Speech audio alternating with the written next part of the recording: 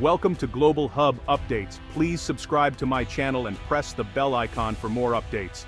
On October 20th, 2025, the vibrant pulse of Manila was suddenly interrupted by a headline that electrified the entire nation: Australia's secret bases exposed.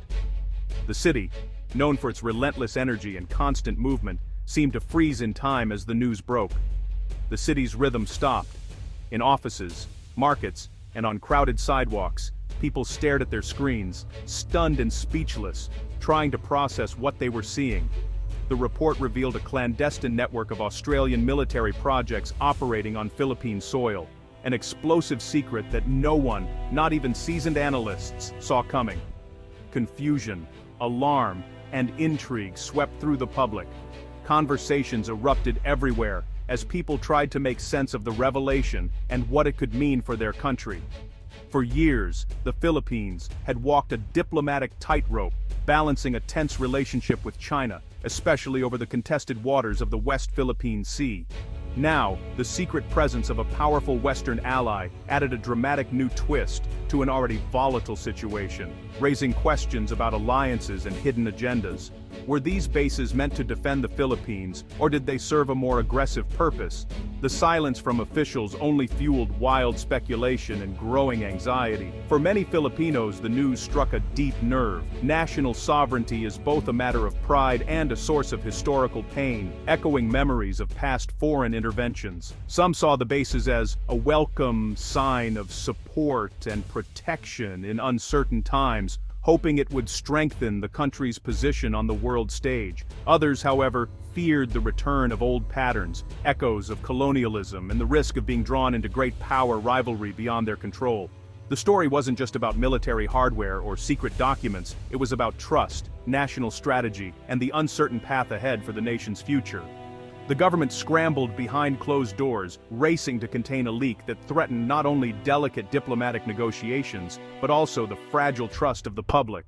The headline forced the country to confront a new reality, one where the geopolitical storms offshore had finally come ashore, demanding urgent answers. The world was watching closely, waiting for the Philippines' next move in a high-stakes drama that now had global implications.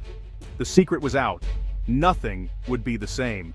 As dawn broke over Manila, uncertainty lingered in the air, and the city braced itself for what would come next. As the shock faded, key facts emerged. Australia was funding 8 military projects at 5 undisclosed locations in the Philippines. The exact sites were top secret, known only to a handful of officials, a move meant to protect them from espionage and attack. Rumors swirled. Upgraded naval piers, extended runways, intelligence centers, and logistics depots. These weren't token gestures.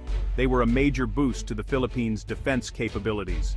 The secrecy itself became a weapon, forcing adversaries to guess and making coordinated attacks harder. For Filipinos, the hidden sites were both reassuring and unsettling, symbols of a new, uncertain era. The projects represented more than construction. They marked a shift toward a more assertive but unpredictable national defense. The blank spaces on the map became canvases for both hope and anxiety. These secret projects were made possible by years of careful diplomacy, with both sides working quietly behind the scenes to build trust and mutual understanding. All of this effort culminated in the landmark status of Visiting Forces Agreement, SOVFA, between Australia and the Philippines, a milestone in their bilateral relations. SOVFA allowed Australian troops to train and operate on Philippine soil, and Filipino forces to do the same in Australia. This arrangement deepened military ties, fostered interoperability, and built camaraderie between the two nations' armed forces. The agreement was a direct response to rising tensions in the Indo-Pacific, especially in light of China's growing assertiveness and the increasingly complex security environment in the region. SOVFA enabled not just more joint exercises and intelligence sharing, but also, crucially, the construction of new military facilities and infrastructure to support these operations.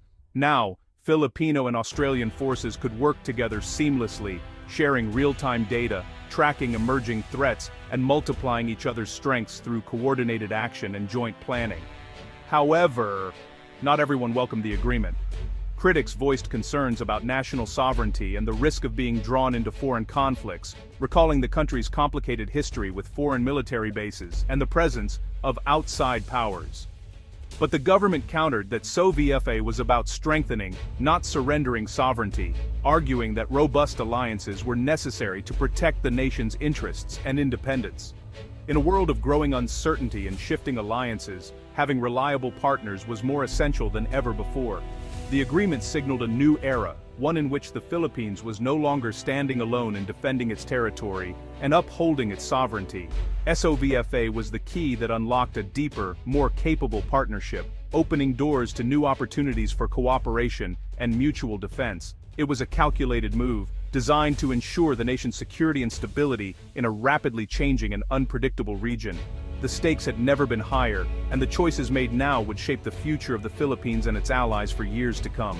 The West Philippine Sea is more than a local dispute. It's a global flashpoint. 1/3 of the world's shipping passes through these waters, making them vital for trade and energy. China's sweeping claims, rejected by international law, overlap with the Philippines' own exclusive economic zone.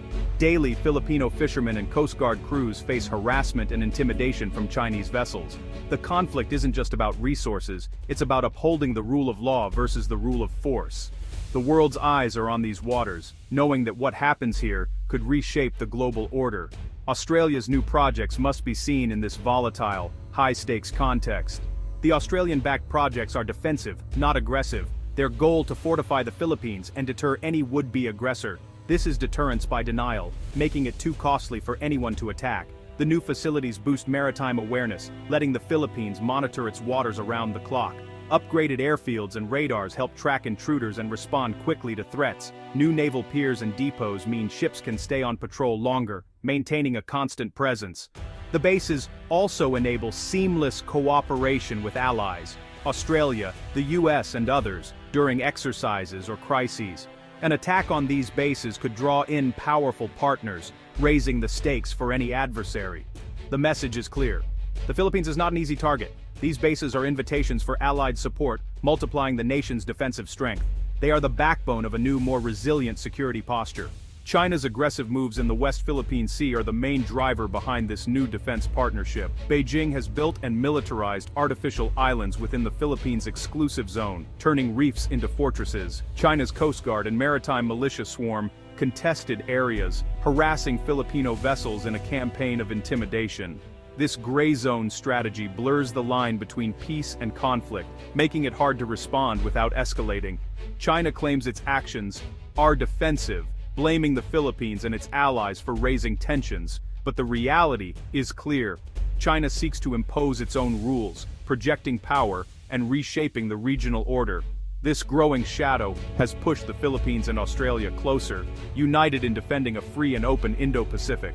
Could these Australian-backed bases help defend the Philippines if China attacked? The answer is complex, but the intent is clear. Their presence acts as a deterrent. Any attack risks drawing in Australia and its allies. In a crisis, Australian jets, ships, and intelligence could bolster Philippine defenses, challenging Chinese advances. The real power lies in integration, shared data, joint operations, and rapid response. Australia alone can't stop a full-scale invasion, but its involvement would likely trigger broader alliances, including the US under the ANZUS Treaty. The bases are a tripwire. An attack on them could escalate into a much larger conflict. Australia's shield is real, but its greatest strength is the coalition it brings with it. The stakes for any aggressor have never been higher. The Philippines isn't relying on Australia alone, it's building a web of alliances. The US-Philippines Mutual Defense Treaty remains the cornerstone, with Washington reaffirming its commitment to defend Philippine forces in the South China Sea. Japan is emerging as a key partner, providing patrol vessels and negotiating agreements for joint training and operations. Joint patrols with the US, Australia, and Japan send a unified message of resolve. Other nations, UK, France, Germany, Canada, are also increasing their presence, challenging China's claims and supporting freedom of navigation. This network of alliances creates integrated deterrence, combining local strength with global support. The Australian bases are a crucial link, enabling rapid cooperation and response. The message to Beijing: the Philippines is not alone. Any attempt to change the status quo by force will face a united front. The cavalry is a coalition, ready on the horizon. The Philippines' struggle is a microcosm of a global contest, one that pits the principles of international law against the realities of power politics. The world is watching closely. Will the future be ruled by law or by force? This question is not just theoretical. It's playing out in real time. What happens in the West Philippine Sea will set a precedent for the world, shaping how nations resolve disputes and defend their rights. For the Philippines, this is an existential fight, a struggle that goes beyond territory, touching the very core of national survival. Its economy, food security, and identity are tied to its seas. Generations of Filipinos have depended on these waters for their livelihoods and culture.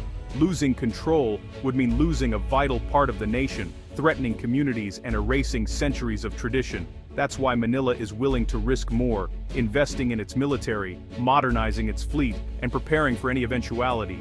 Building alliances and strengthening defenses have become top priorities, as the stakes have never been higher. For allies like Australia and the US, the stakes are also high. Regional stability and open sea lanes are crucial for their own security and prosperity. A free and open Indo-Pacific is essential for global trade, economic growth, and the safety of millions who depend on these waters. Supporting the Philippines is a matter of strategic self-interest, not charity. Their security is intertwined with the fate of the region. The exposure of Australia's secret bases has brought the conflict into sharp focus, revealing just how far nations are willing to go to protect their interests. The path ahead is risky. Any miscalculation could escalate quickly. The world is watching, leaders, citizens, and future generations alike. Knowing the outcome here will echo far beyond these shores, influencing global norms and the balance of power. The story of the Philippines and its allies is a defining one for our time, a test of unity, resolve, and the values we choose to defend. It's a testament to the enduring power of sovereignty and the courage required to uphold it in the face of adversity. In today's interconnected world, the security of one nation is inseparable from the security of all. The stakes could not be higher.